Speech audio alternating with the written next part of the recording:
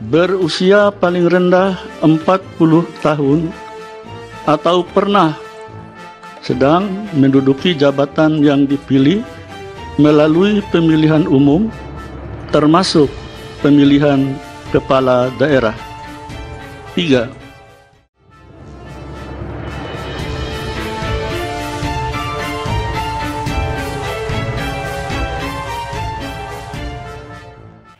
Assalamualaikum warahmatullahi wabarakatuh. Salam sejahtera untuk kita semua, salam budaya. Sahabat-sahabat tercinta sebangsa dan setanah air yang sangat saya hormati, kabar tak sedap berembus dari gedung Mahkamah Konstitusi atau MK. MK yang dinilai sebagai benteng terakhir penjaga konstitusi dinilai bersikap mencela-mencela alias tidak konsisten. Kalau orang Jawa bilang esok tempe sore dele. Bagaimana tidak? Hanya dalam hitungan jam MK membuat putusan yang sangat bertentangan secara diametral antara satu putusan yang pertama dengan putusan yang lain.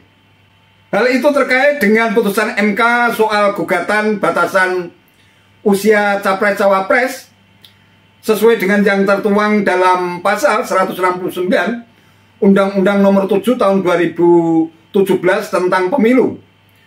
Putusan pertama terkait perkara nomor 29/PUU garis datar Romawi 21 tahun 2023. Permohonan ini diajukan oleh Partai Solidaritas Indonesia atau PSI yang meminta usia minimal capres-cawapres diturunkan dari 40 tahun menjadi 35 tahun.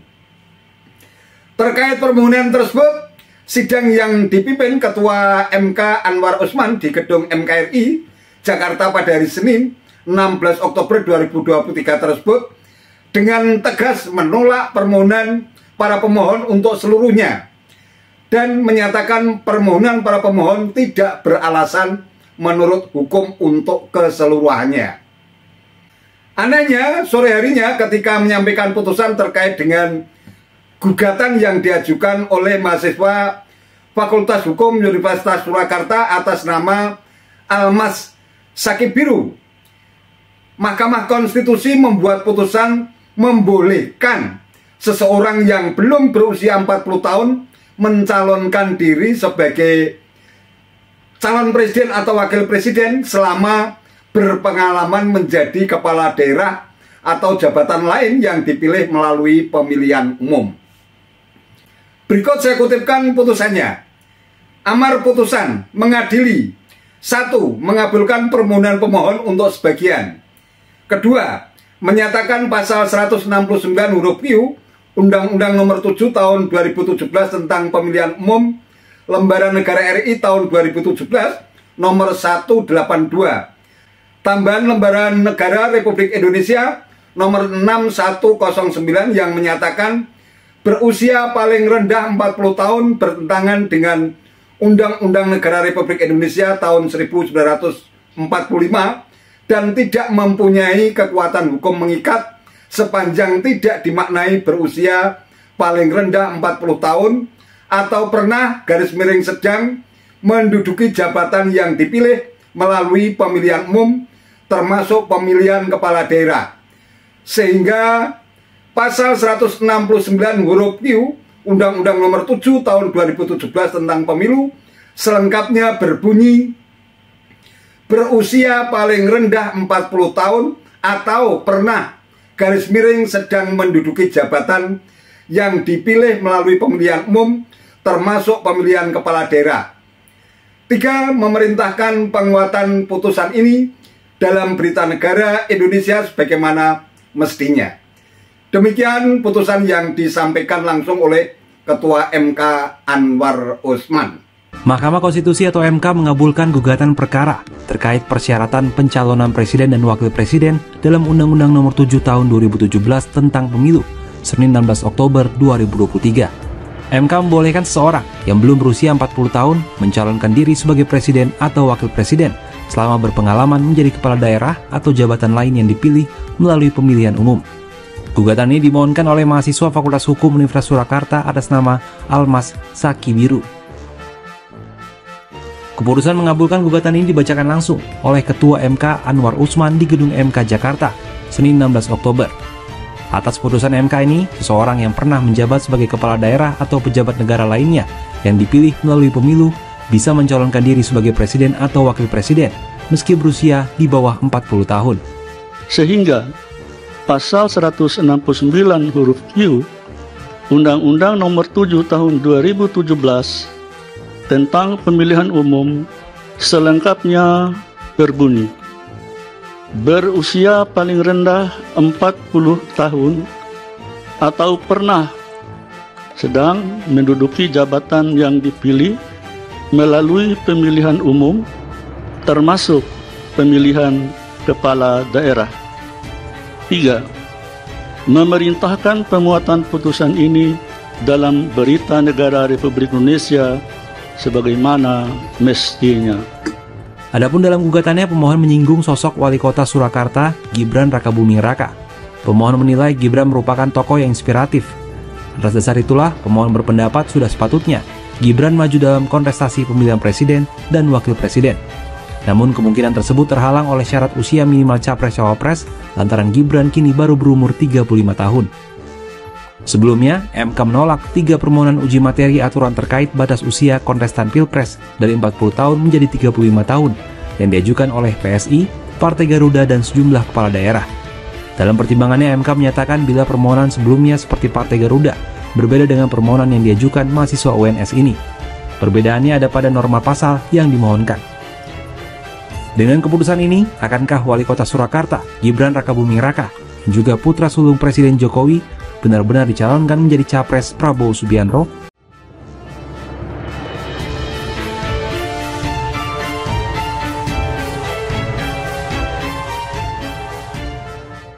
Sahabat-sahabat cerita sebangsa dan setanah air yang sangat saya hormati, putusan MK ini dinilai seperti menggelar karpet merah buat Gibran Rakabuming Raka, putra sulung Presiden Jokowi yang kebetulan menduduki jabatan publik sebagai Wali Kota Solo.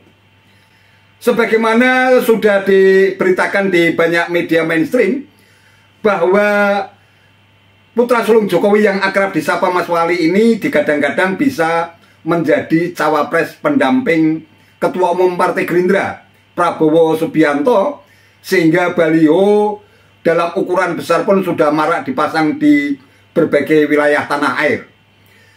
Pertanyaan yang kemudian muncul adalah apakah Mas Wali bakal tergoda atas rayuan Prabowo Subianto atau tetap tegak lurus dengan komando Ketua Umum PDIP Megawati Soekarno Putri.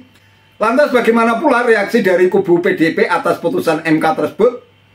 Lantas bagaimana juga respon Presiden Jokowi terkait putusan MK yang dinilai merupakan upaya dari dirinya untuk melanggengkan dinasti politik melalui anak-anaknya?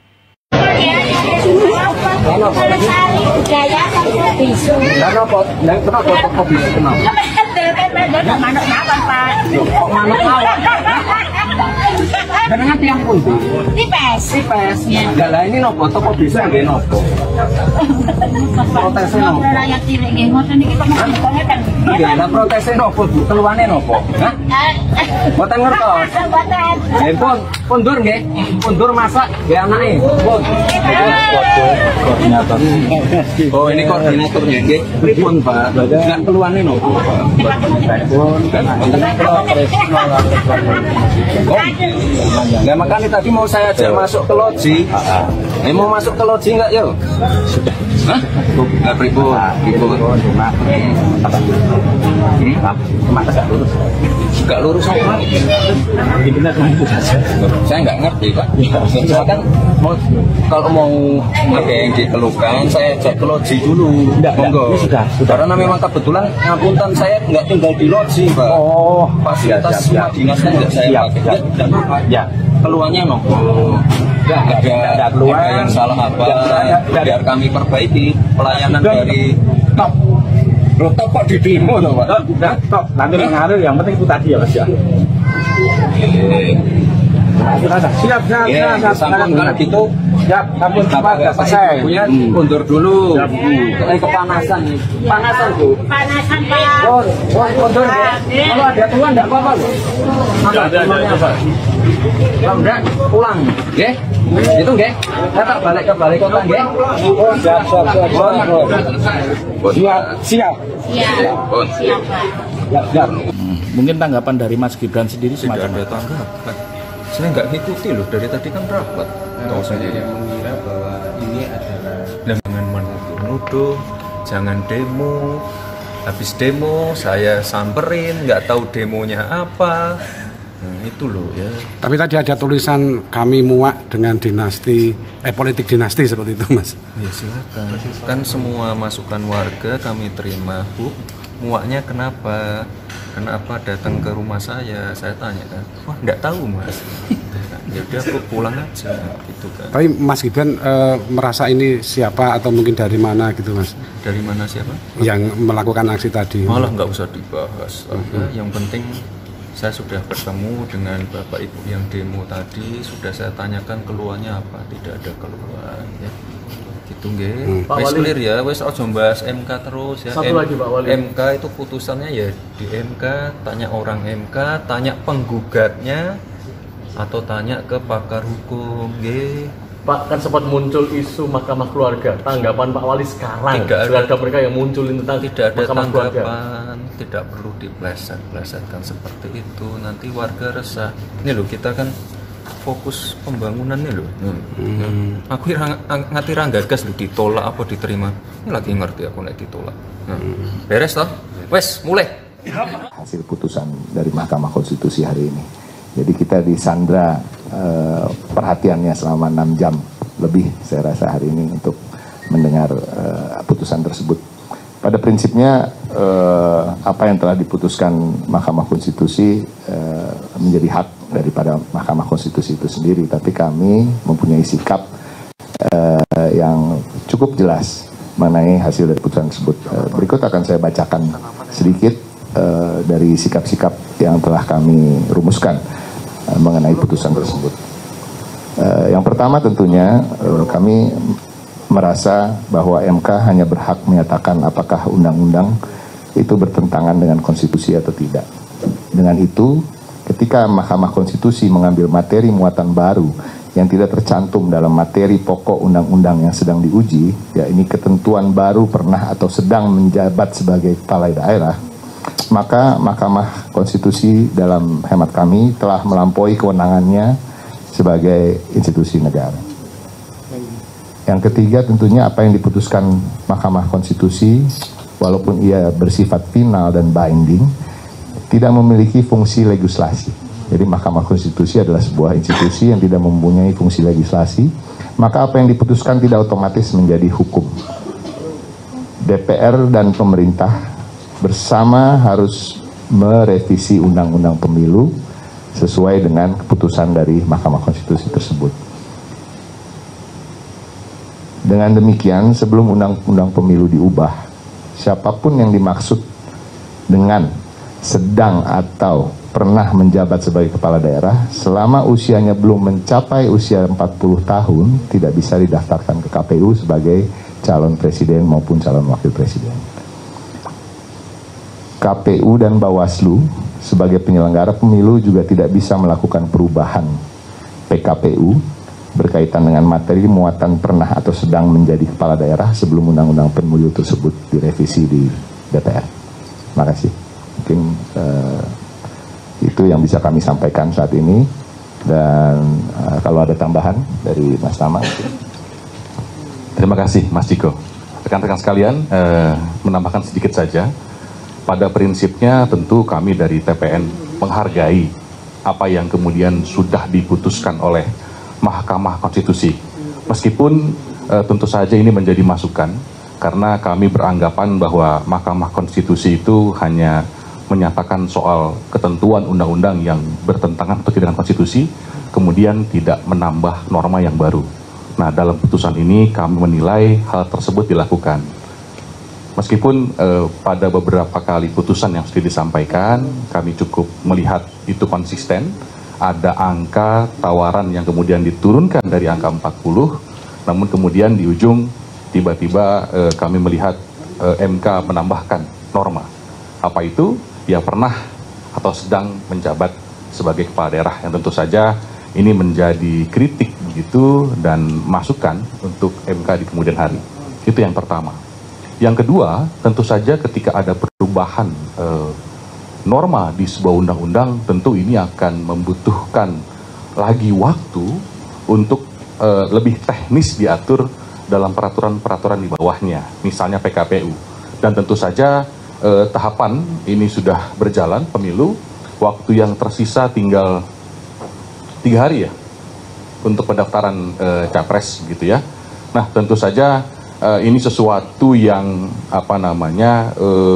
membuat teknis pelaksanaan semakin sulit ya, meskipun ketika MK putuskan itu menjadi sebuah ketentuan itu harus dijalani, namun kemudian secara teknis ini pun juga akan menimbulkan kendala.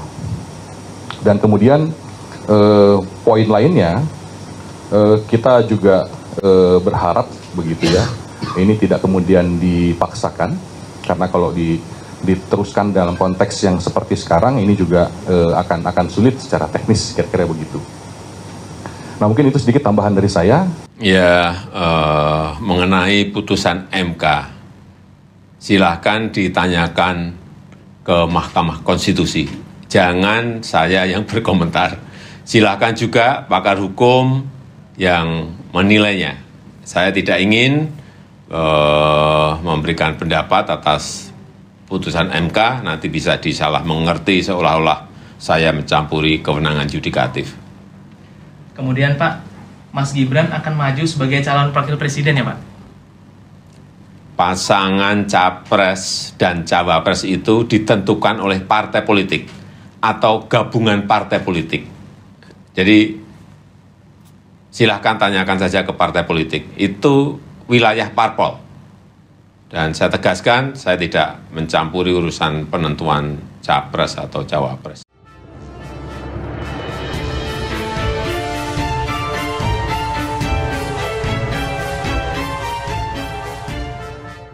Sahabat-sahabat Lintas Bangsa dan Setanah Air yang sangat saya hormati, kalau saya mencermati performa dan karakteristik seorang Gibran Rakabuming Raka selama menjadi wali kota Solo, tampaknya ia bukan tipe seorang brutus politik, pengkhianat politik, atau bisa juga disebut sebagai seseorang yang memiliki karakter malin kundang, yang durhaka kepada, dalam tanda kutip, ibu kandung politiknya.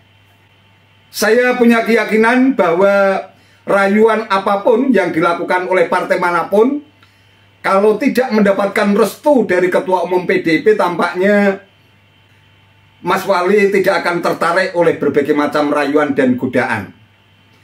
Kalau toh selama ini seolah-olah dia tidak terlalu reaktif atas rayuan dari Prabowo Subianto, selama ini tampaknya dia juga bersikap cuek-cuek saja.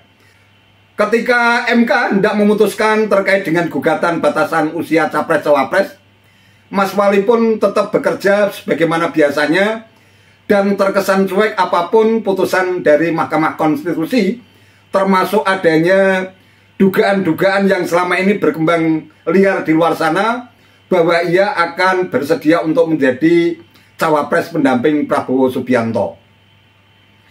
Namun sekali lagi berdasarkan amatan saya, Mas Wali tampaknya tidak akan tergoda dan ia tidak ingin terjerumus lebih jauh, karena ini juga menyangkut citra, marwah dan kehormatan sang ayah Presiden Jokowi yang selama ini terus dicecar dan diserang dengan berbagai macam serangan politik yang sudah begitu masif dilakukan oleh para pembencinya. Namun berdasarkan rekam jejaknya selama dia menjadi seorang pejabat publik, menjadi wali kota Solo, DNA politik Mas Gibran atau Mas Wali ini tampaknya cukup steril dan tidak gampang tergoda untuk melakukan pengkhianatan, apalagi bersikap seperti malin kundang yang durhaka kepada partai politik tempat dia bernaung selama ini. Sementara itu dari kubu PDIP tampaknya juga cukup meradang atas putusan MK dan tidak menggubris apapun keputusan MK terkait dengan kemungkinan terbukanya Mas Wali untuk bisa menjadi cawapres dari koalisi lain. PDIP berpandangan bahwa MK bukan merupakan lembaga legislasi sehingga yang berwenang untuk melakukan perubahan terhadap undang-undang pemilu itu adalah Presiden bersama dengan DPR. Oleh karena itu tampaknya untuk Pilpres 2024 untuk PDIP tetap menggunakan ketentuan dan persyaratan yang sama sebagaimana yang tercantum dalam Undang-Undang Nomor 7 Tahun 2017 tentang Pemilu, bahwa syarat dan ketentuan untuk dicalonkan menjadi capres atau cawapres minimal berusia 40 tahun. Titik. Itu menurut versi PDIP. Sementara itu Presiden Jokowi ketika dimintai konfirmasi dari beberapa awak media terkait dengan putusan MK yang terkesan memberikan karpet merah buat putra sulungnya Gibran Raka Buming Raka, Presiden Jokowi dengan santai menjawab agar hal itu ditanyakan kepada MK atau setidak-tidaknya pakar hukum. Presiden Jokowi mengaku tidak mau berkomentar lebih jauh karena bisa menimbulkan salah tafsir atau salah pengertian. Termasuk kemungkinan putra sulungnya Gibran Raka Buming Raka bakal dicawapreskan oleh Prabowo Subianto. Tegas Presiden Jokowi menyatakan bahwa urusan capres-cawapres merupakan urusan dari parpol atau koalisi antar parpol. Jadi dia tidak ingin ikut cawe-cawe soal capres-cawapres. Itu ketegasan sikap yang sudah disampaikan oleh Presiden Jokowi. Nah, tentu terkait dengan putusan MK ini menjadi menarik karena memang sudah menjadi putusan yang bersifat final dan binding, final dan mengikat. Meskipun PDIP dengan tegas menolak putusan MK, namun tampaknya putusan MK karena bersifat final dan binding, bisa jadi setiap warga negara Indonesia yang pernah menjadi kepala daerah, mulai dari gubernur, bupati, wali kota, meskipun belum berusia 40 tahun, asalkan sudah pernah berpengalaman menjadi pejabat publik sebagai kepala daerah, hal itu dimungkinkan untuk bisa menjadi capres atau cawapres. Terkait dengan Mas Gibran yang digadang-gadang bisa menjadi cawapres Prabowo, tampaknya hal ini akan menjadi taruhan yang cukup besar bagi yang pertama tentu saja adalah nama baik Presiden Jokowi yang selama ini selalu di framing secara negatif akan membangun dinasti politik melalui anak-anaknya. Yang kedua, hal itu tentu saja akan sangat bergantung kepada kemauan politik Mas Gibran atau Mas Wali. Apakah dia memang benar-benar berusaha untuk menjaga marwah, kehormatan, dan martabat keluarganya agar terhindar dari framing jahat yang selama ini dihembuskan secara masif di luar sana? Atau dia tetap konsisten untuk menjaga marwah dan kehormatan keluarganya sehingga dia tidak akan mau dicawapreskan oleh partai politik manapun dan tetap tegak lurus pada partai politik tempat dia bernaung, yaitu PDIP. Wallahu a'lam bishawab. Itu saja yang bisa saya sampaikan. Terima kasih atas perhatiannya. Wassalamualaikum warahmatullahi wabarakatuh.